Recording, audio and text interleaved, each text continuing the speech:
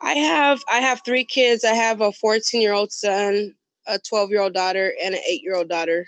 But this situation between me and my kids, because I've never had this bad a situation where I had to technically stay in my truck or try to come up with some money to stay in hotel rooms.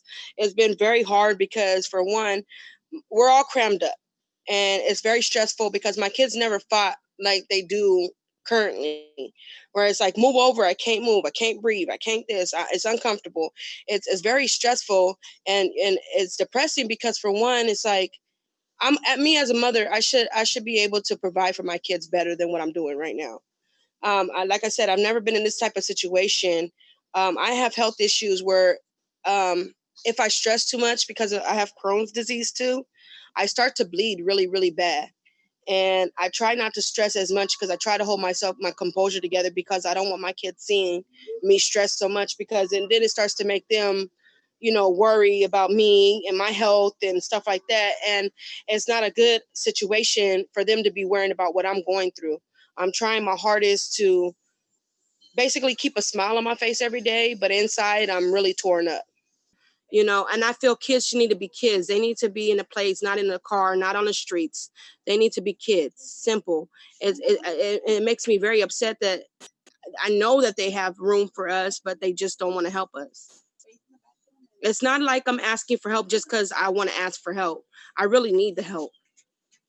Going to the idea of going to a shelter, especially in a congregate setting, is just out of the question. I can't be around those people. I mean, if anybody's even sick with just a standard flu or something, like, my immune system will allow it to pass.